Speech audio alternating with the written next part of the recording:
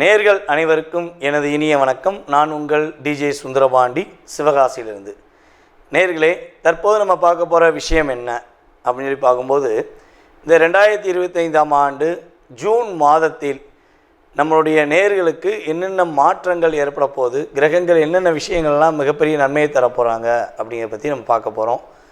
அதாவது இந்த 2025 மே மாதம் மறக்கவே முடியாது.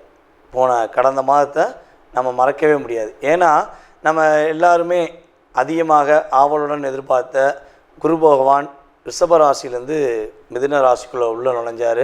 ஸோ அதே போல் பார்த்திங்கன்னா நிழல் கிரகங்கள் என்று கருதப்படுகின்ற ராகு பகவானும் கேது பகவானுமே இந்த மே மாதம் எண்டில் தான் என்ன பண்ணாங்க, அதாவது கேது பகவான் கன்னி ராசியிலேருந்து சிம்ம ராசிக்குள்ளேயும், ராகு பகவான் பார்த்திங்கன்னா மீன ராசிலேருந்து கும்ப ராசிக்குள்ளே பயிற்சியானாங்க. இந்த ரெண்டு பயிற்சியுமே 12 ராசிக்குமே மிகப்பெரிய ஒரு மாற்றத்தை கொடுக்கும்னு சொல்லி நம்ம 2 வீடியோலையுமே பார்த்துருப்போம்.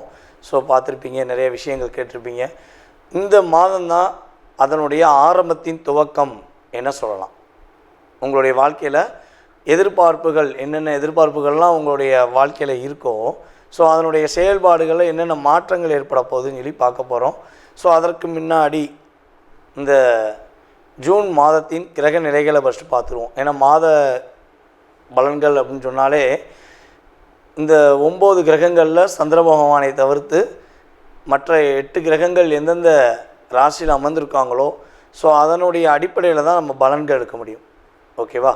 ஸோ அப்படி பார்க்கும்பொழுது சூரிய பகவான் பார்த்திங்கன்னா இந்த மாதம் துவக்கத்தில், அதாவது ஜூன் மாதம் துவக்கத்தில் ரிஷப ராசியில் அமர்ந்திருப்பார். அதே போல் பார்த்திங்கன்னா ரிஷப ராசியில் புதன் பகவானும் அமர்ந்திருப்பார். அதே போல் இந்த மாதத்தின் துவக்கத்தில் செவ்வாய் பார்த்திங்கன்னா கடகத்தில் இருப்பார்.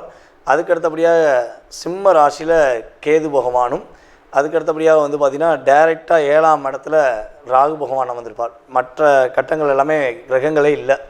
ஸோ டைரெக்டாக என்ன ஆகுது, கேது பகவானுக்கு அடுத்து ராகு பகவான் கும்பத்தில் அமர்ந்திருப்பார். சனி பகவான் மீனத்திலும், நம்மளுடைய மேச ராசியில் சுக்கிர பகவானும் அமர்ந்திருப்பார்கள்.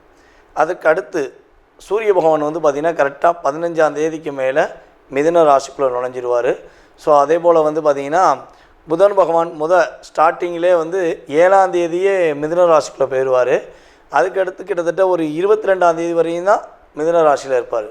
கடகராசிக்கு பயிற்சி ஆயிடுவார். ஸோ இந்த மாதத்தில் பார்த்திங்கன்னா கிரகங்கள்லேயே 2 கட்டங்கள் 3 கட்டங்கள் அதாவது 3 கட்டங்களில் இருக்கக்கூடிய கிரகம் புதன் பகவான் தான் இந்த மாதத்தில். ஸோ அப்போ புதனுடைய ஆதிக்கம் இந்த வட்டம் ரொம்ப ரொம்ப அதிகமாக இருக்கும் அப்படிங்கிறத வச்சு புரிஞ்சுக்கலாம். ஸோ புதன் பகவான் 22ஆம் தேதி 6ஆம் மாதம் என்ன பண்ணுறாருன்னா கடகராசிக்குள்ளே நுழைஞ்சிடுவார். ஸோ அதே போல் கடகராசியில் இருக்கிற செவ்வாய் பகவான், அதாவது செவ்வாய் கடகத்தில் நம்ம நீஷோன்னு சொல்லுவோம். ஸோ கொஞ்சம் வலு கம்மி, கடகத்தில் செவ்வாய்க்கு ஆதிக்கம் கம்மி அப்படின்னு சொல்லுவோம். ஸோ அப்படி இருக்கிற செவ்வாய் நீஷம் இருந்து விடுபட்டு கரெக்டாக சிம்ம ராசிக்குள்ளே எத்தனாம் தேதி உள்ளே போகிறாரு அப்படின்னு சொல்லி பார்த்தீங்கன்னா 6ஆம் தேதி 6ஆம் மாதம் 2025 சிம்ம ராசிக்குள்ளே செவ்வாயும் கேதுவும் இணைந்து செயல்பட போகிறாங்க. ஸோ இந்த கிரக அமைப்புகள் மூலமாக உங்களுடைய வாழ்க்கையில் என்னென்ன மாற்றங்கள் ஏற்பட போகுது, என்னென்ன விஷயங்கள்லாம் முன்னேற்றம் ஏற்பட போகுது என்பதை பற்றி விரிவாக பார்க்கலாம். வாங்க உங்களுடைய ராசிக்கான பலன்களை பார்ப்போம். தன்னுடைய புன்னகை மூலமாக அனைவரையும் கவர்ந்திழுக்கும் ஆற்றல், ஒவ்வொரு விஷயத்திலும் நுணுக்கங்கள், எதையுமே அழகாக செய்யணும், நேர்த்தியாக செய்யணும், ஈஸியாக செய்யணும்.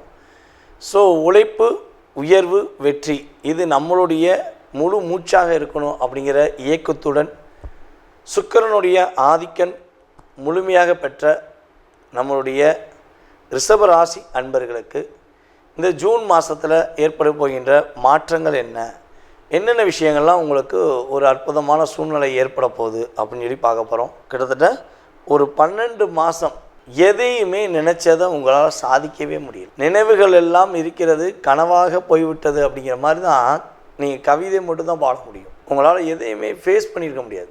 அவ்வளோ அழுத்தங்கள், அவ்வளோ போராட்டங்கள், எல்லாத்தையும் எப்படி சமாளிக்கனே தெரியல. மனசில் நினச்சது ஒன்று, நடந்தது ஒன்று.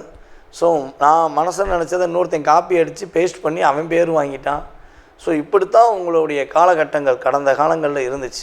நிறைய குழப்பம், காதலில் தோல்வி, புரிந்து கொண்டவர்கள் பிரிந்தார்கள், அப்படிங்கிற விஷயம்லாம் உங்களுக்கு ரொம்ப அழுத்தத்தை கொடுத்துருக்கலாம். ஸோ இந்த குரு பயிற்சி மற்றும் ராகுகேது பயிற்சி ஆன பிறகு இந்த மாதம் தான் உங்களுடைய முதல் மாதம் அப்படின்னு சொல்லலாம். ஏன்னா ஜூன் மாதம் தான் உங்களுக்கு ஒரு மிகப்பெரிய மாற்றத்தை கொடுக்கக்கூடிய, இந்த வருடத்தில் துவக்கத்தை உருவாக்கக்கூடிய ஒரு அற்புதமான மாதமாக இருக்க போகுது. நீங்கள் மனசில் நினச்சதை இனிமேல் தைரியமாக செய்வீங்க, தன்னம்பிக்கையுடன் செய்வீங்க. உங்களுக்கான ஒரு அங்கீகாரம் கிடைக்கும். நீங்கள் நின்னால் அந்த இடத்துல ஒரு மதிப்பும் மரியாதையும் இனிமே கிடைக்கும். உங்களை யாரெல்லாம் மரியாதை இல்லாமல் நடத்துனாங்களோ, யாரெல்லாம் உங்களுடைய திறமையை மதிக்காமல் உங்களை நிராகரித்தாங்களோ, ஸோ அவங்க இனிமேல் என்ன பண்ணுவாங்கன்னா அவங்கள்ட்ட கூட்டு பேசி அவங்களுடைய தவறை ஒப்புக்கொண்டு உங்களிடம் பேசுவதற்கான வாய்ப்பு இருக்குது. ஒரு கணவன் மனைவி ஒற்றுமையில் நிறைய விஷயங்களில் புரிதல் இல்லாத ஒரு வாழ்க்கை வாழ்ந்துட்டோம். என்னுடைய கணவர் என்னை பிரிஞ்சு போயிட்டாரு, இதுக்கு ஒரு மிகப்பெரிய ஒரு நபர் காரணம், ஸோ அதை அவர் புரிஞ்சுக்கிறவே இல்லை, அவங்க குடும்பத்தில் உள்ள நபர்கள் எங்களை பிரிச்சிட்டாங்க அப்படின்னு சொல்லி ஏதேனும் கவலையில் அல்லது வருத்தத்தில் இருக்கிற ரிஷபராசி பெண்களாக இருந்தால் உறுதியாக சொல்கிறேன், இந்த மாதத்தில் கிரகங்கள், கோச்சார கிரகங்கள் அதிகமான சாதகமான சூழ்நிலையை உங்களுக்காக வாய்ப்பை கொடுக்குது. ஸோ உறுதியாக உங்களுடைய கணவர் உங்களை புரிந்து கொண்டு உங்கள் மீது அன்பு செலுத்துவதற்கான ஒரு வாய்ப்பு உண்டு. உங்களை தேடி வந்து அன்பு காட்டுவதற்கான ஒரு அற்புதமான சூழ்நிலை உண்டாக போகுது. புதிய ஒரு நண்பர்கள் கிடைப்பாங்க. ஆணுக்கும் சரி பெண்ணுக்கும் சரி சகோதர சகோதரிகளாக ஒரு நண்பர்கள் கிடைப்பாங்க. ஏன்னா நம்ம புதிய உறவு வரும்னு சொல்லிட்டோம்னா அது தவறான ஒரு அர்த்தத்தில் போய் விட்டுறக்கூடாது. ஸோ ஆனால் இப்போ என்ன சொல்ல வரேன்னா, புதிய ஒரு சகோதர சகோதரிகள் என்ற உறவுகள் கிடைக்கும். ஸோ அந்த உறவுகள் மூலமாக உங்களுடைய வாழ்க்கையில் ஒரு அடுத்த கட்ட ஒரு செயல்பாடுக்கு நீங்கள் முன்னேறுவதற்கான ஒரு வாய்ப்பு உண்டு. ஸோ அதுக்கடுத்து வந்து பார்த்திங்கன்னா, தொழில் செய்து கொண்டிருக்கும் அன்பார்ந்த ரிஷபராசிக்காரர்களுக்கு தொழில் நல்ல ஒரு வெற்றி கிடைக்கும். இவ்வளோ நாளாக தொழிலில் ஏன் முடக்கம், எதற்காக முடக்கம், நல்லா தானே வேலை பார்க்குறோம், உயிரை கொடுத்து தொழில் பண்ணுறோம், ஸோ ஆனால் கையில் வாங்கினேன் பையில் போடலை, காசு போன இடம் தெரியலைங்கிற மாதிரி பாட்டு பாட வேண்டிய சூழ்நிலையெல்லாம் தொழில் பண்ணுறவங்களுக்கு ஏற்பட்டிருக்கும்.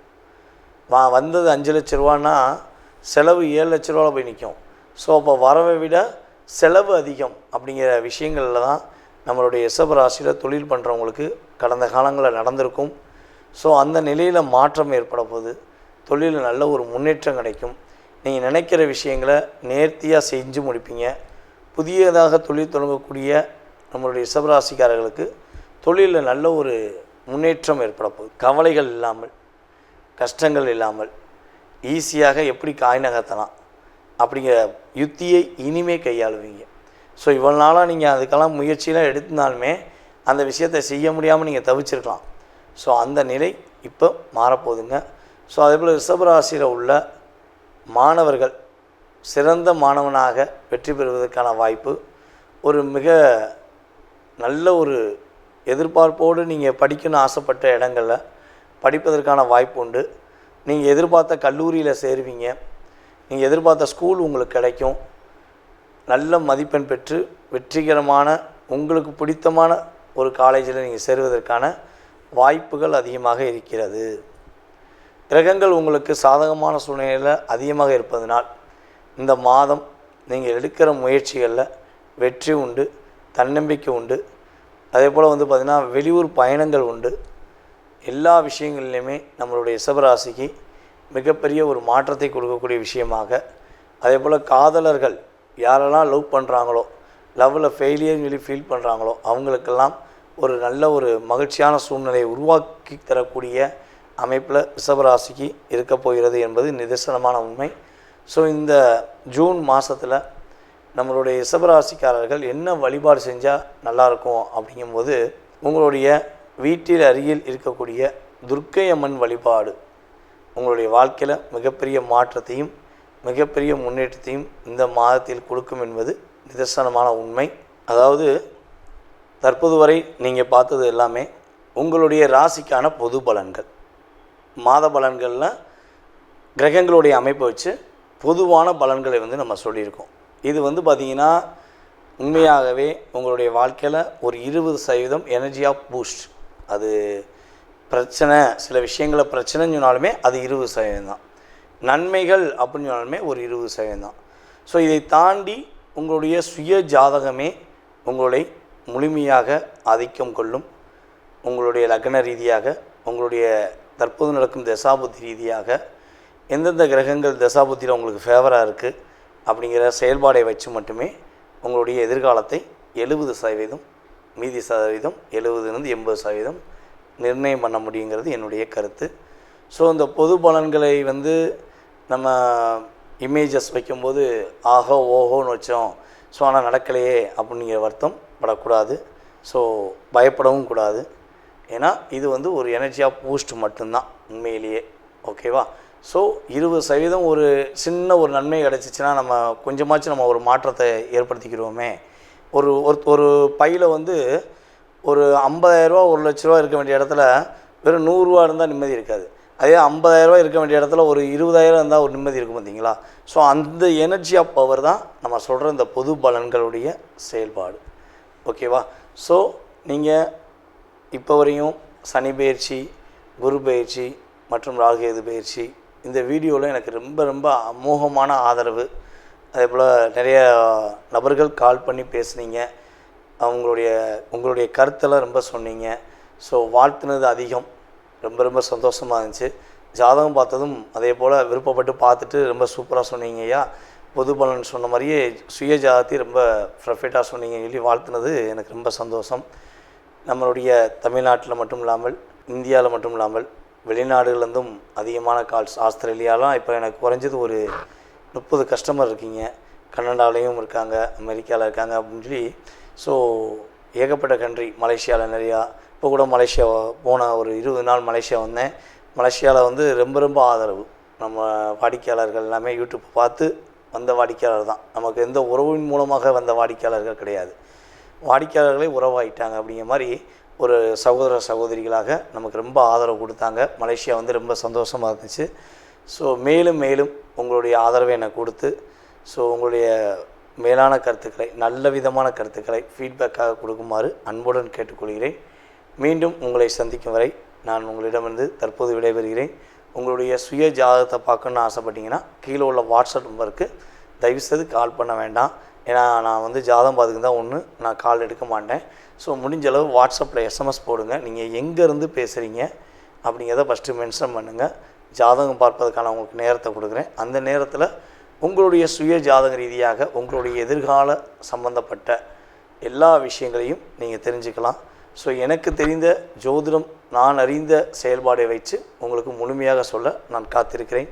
வாய்ப்பளித்த நல்ல உள்ளங்களுக்கும், மேலும் இந்த வீடியோவை பார்த்து கொண்டிருக்கு அன்பான என்னுடைய நேயர்கள் அனைவருக்கும் எனது பணிவான வணக்கத்தை கூறி விடைபெறுகிறேன். நன்றி, வணக்கம்.